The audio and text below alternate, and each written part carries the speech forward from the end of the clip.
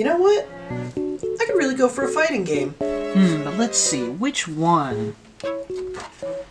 Mortal Kombat? No, too mainstream. Marvel vs. Capcom? Nah, too hard. Street Fighter 2? Turbo Extreme Extra Special Deluxe Toaster Edition? Nah, not enough adjectives. Man, what? Hey, what's this? Ooh, this looks fun. Oh, Hudson? Like the guys who made Mario Party? Alright, this might be a nice, wholesome fighting game.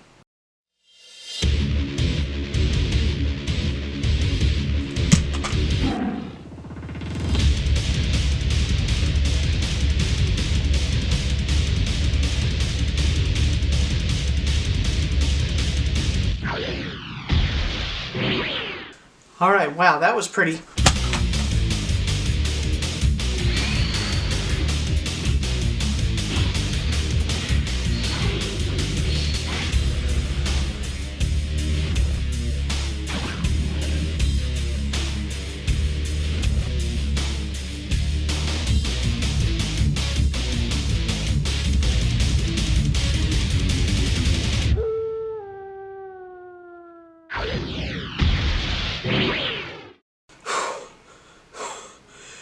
Okay, this one'll do.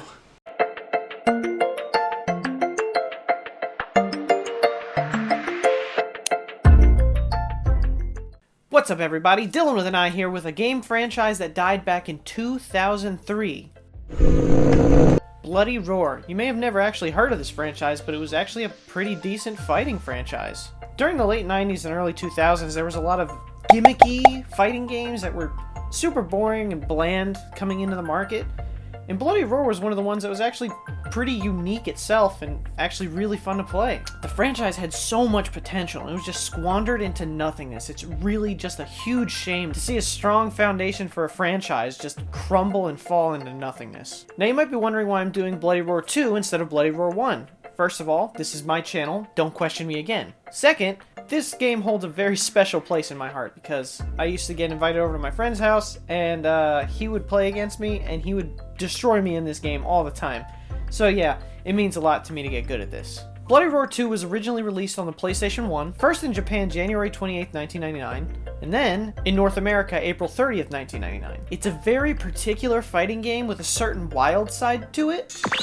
But without further ado, this, my friends, is Bloody Roar 2, The New Breed.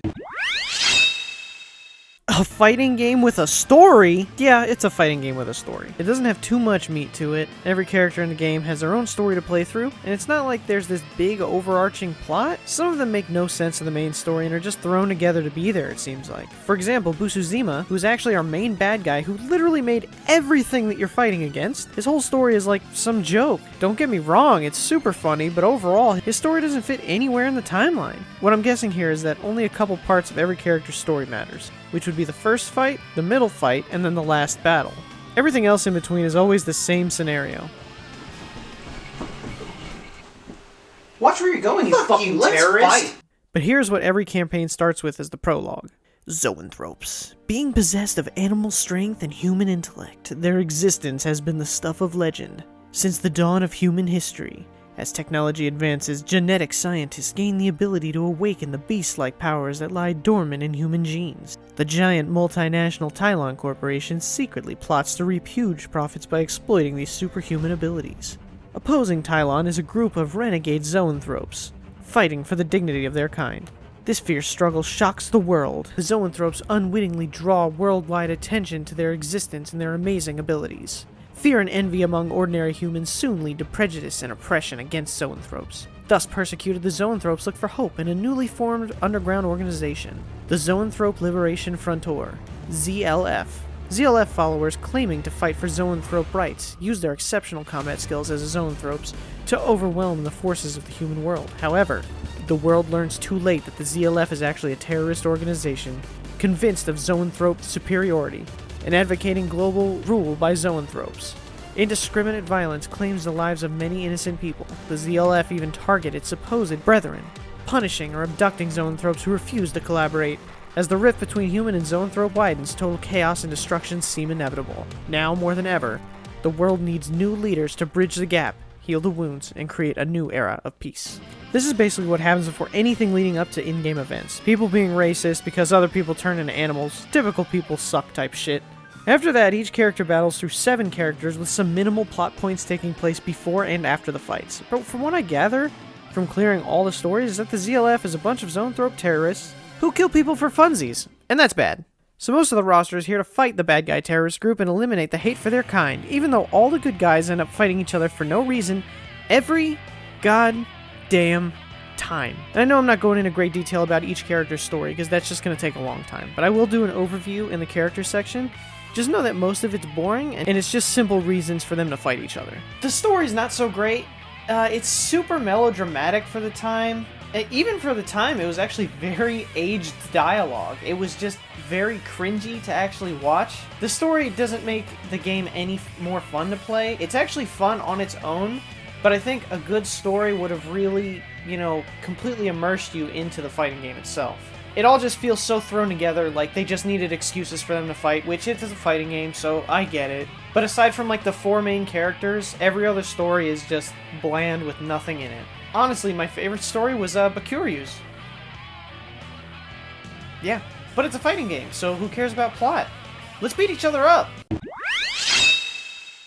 Beat the ever-loving shit out of each other. Yes, that is the goal.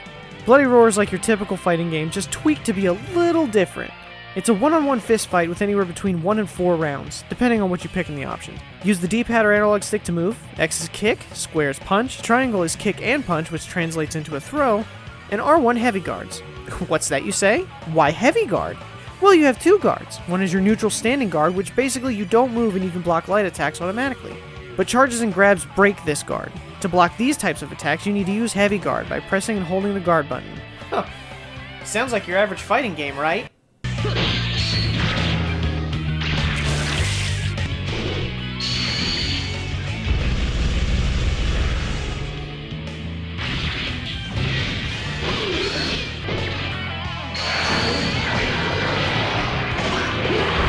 Wrong, bitch!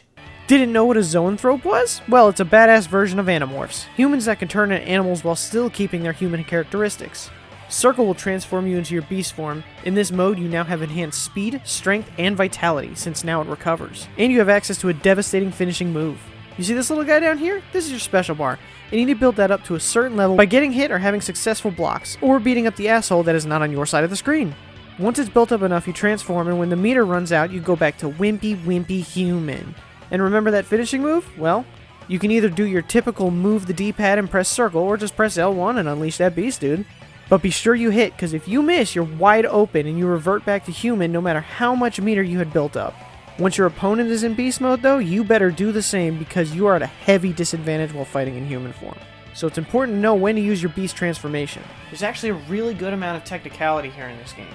The only issue is that there's no combo list. I don't know if it's in the manual or if there's a strategy guide only type deal going on, but it doesn't tell you how to play the game, which isn't bad. It actually gives you incentive to go to practice mode, play with friends, do the survival mode, just to see, to learn the grabs, the combos. You have to figure everything out yourself, so it's up to you to be a good player. The game doesn't hold your hand, it doesn't give you any tutorials, it just makes it to where you have to be the best at the game.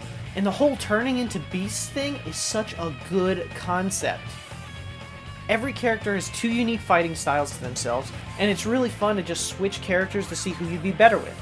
Are you better with stuns grabs? Or are you better with Sheena running across the room and fucking kicking people in the face? But a thing to keep in mind is that once your opponent is in his beast mode, you better be able to go into beast mode too, because when one player is fighting as a beast and the other's a human, there's a huge disadvantage there. So it makes it important to manage your meter and to transform when you need to transform. But yeah, like I said, it's fun swapping between characters, and even if you don't want to pick a character because just to see if they're good, you could pick your favorite animal.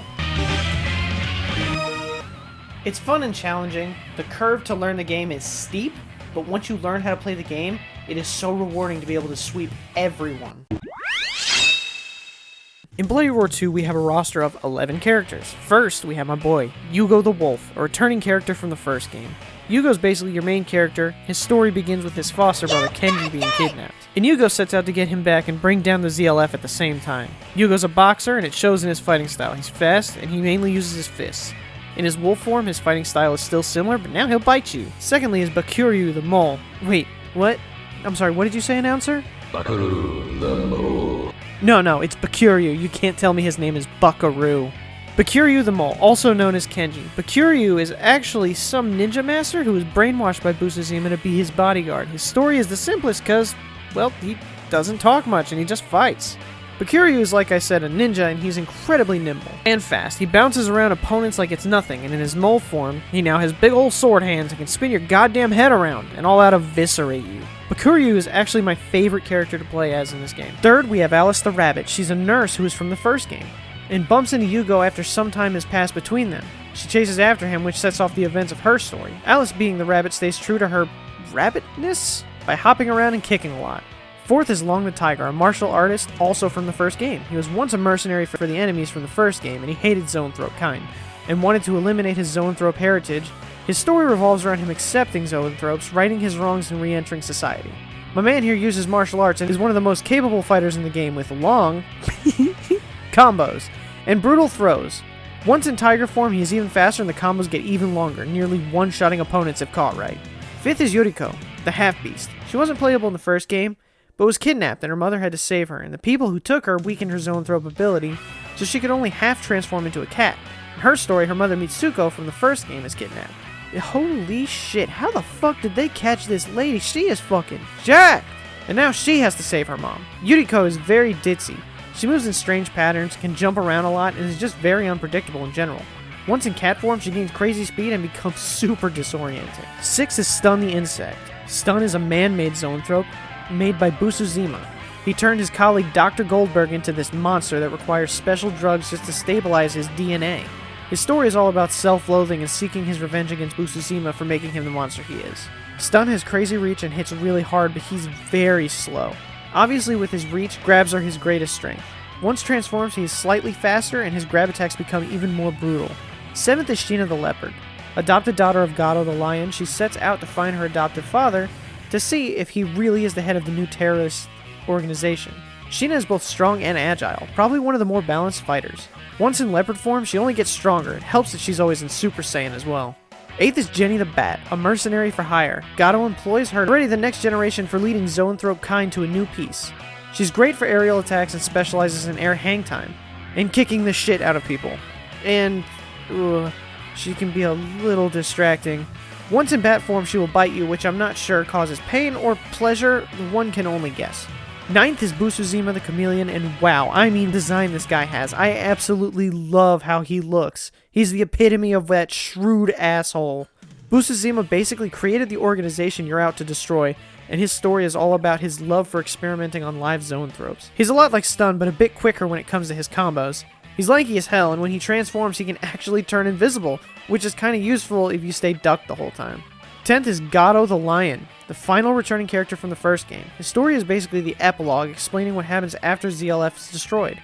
He's quick and strong. Very strong. I mean, he's a freaking lion. Punch you, bite your face, you name it, this guy is badass at it. And last but not least is Shenlong the Tiger, the leader of the ZLF. This guy is a clone of Long, created by Busuzima.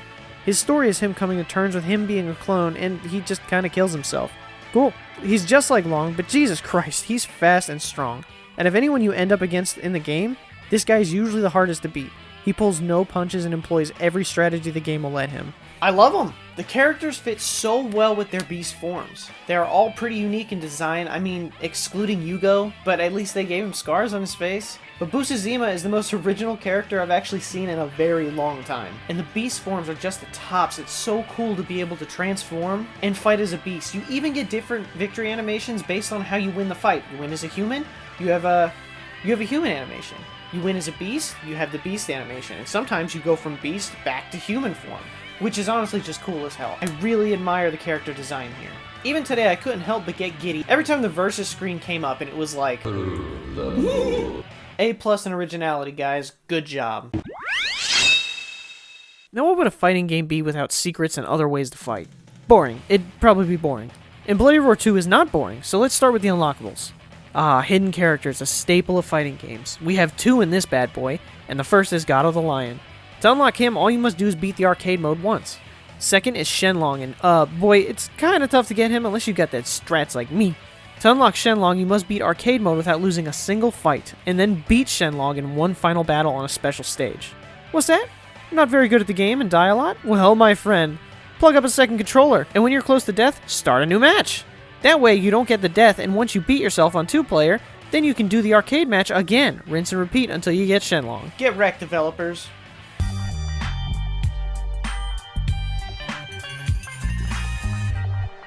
What's funny is I actually did this as a kid to get Shenlong because I didn't realize you could just turn down the difficulty. Oops. Now with those 2 unlocked, you can do their stories. Woohoo! The next bit of stuff is all for modes and options. To unlock custom option, just beat the arcade ones. In custom, you can change a variety of settings and fight either another player or the computer. What are those settings, you ask? Well, you're in the right place. First is recovery speed, which just increases the health you recover. Beat story mode without continuing to unlock this. Any cancel option, which I actually didn't get. It allows every attack to cancel others no matter what, and you have to defeat 15 people in survival mode. Dash mode makes you faster, and you just need to beat Shenlong's story. And by far the best thing you can get is the model type options. You just need to beat story mode to unlock an... What the fuck? Did I want a big arm Yugo fighting Busuzima? Yes. Yes, I did. Do I want my characters to have big-ass heads while fighting?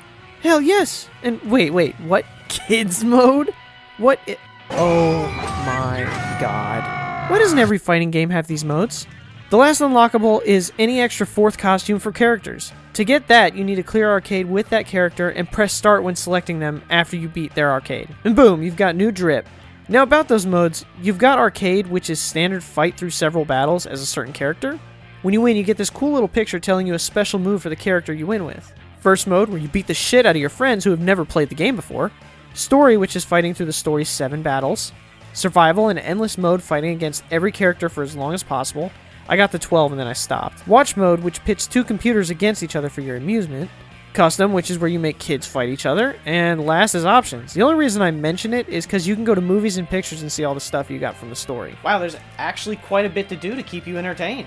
You've got unlockables to gain your attention, all the extra modes to keep you playing, and there's the incentive to learn and how to get better. The fact that there isn't a combo list really does make it up to you to be a good player.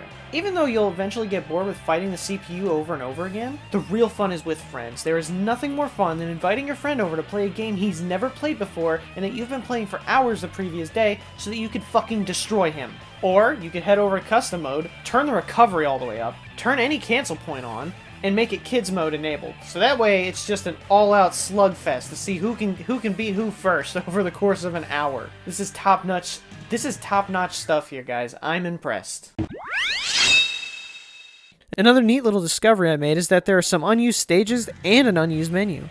There are 4 unused stages, and 2 of them are the same stage except like different time settings, one's dark and one's light. And the other 2 I'm guessing are some dev testing rooms because they have bloody roar plastered in the back. The funny thing here is that Shenlong's name in the menu is Ron. Like, why is it Ron? And Yuriko is Uliko? I don't get that either. Also, bonus. Look at this freaking cover art for North America. It's so bland. And why would you put Stun on the disc cover over anyone else in the game? Stun is like my least favorite character, and I always thought that this looked like a weak box art. But then I looked at fucking Japan's box art, and it looks so good. It represents what's in the game and makes me want to play it. Hashtag make North America box art better. It's a really good fighting game. If you haven't tried this game out, you definitely gotta give it a try. You'd probably spend 2 to 3 days playing through the story and all the other modes to unlock everything. So it's not a crazy commitment, and it's genuinely really fun trying to figure out what the combos are. And learning how to play the characters is very rewarding.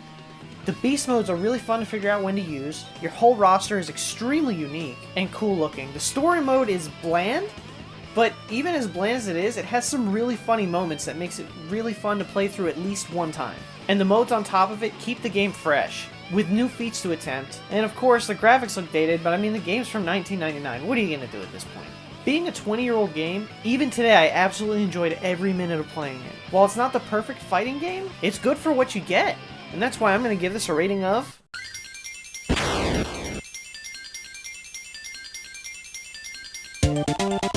You're pretty good. It's pretty good. And I seriously think that Bloody Roar now would be such a good fighting game franchise, but, you know, it lay dead, so what else can you do? But maybe, one day, Bloody Roar could make a comeback. Just so long as no one ever talks about Bloody Roar 4 again. Ugh. Hey guys, thanks for watching through. If you like what you saw, leave a like. Want to see more? Subscribe. It's easy, my friends, and I'll wait right here until you do.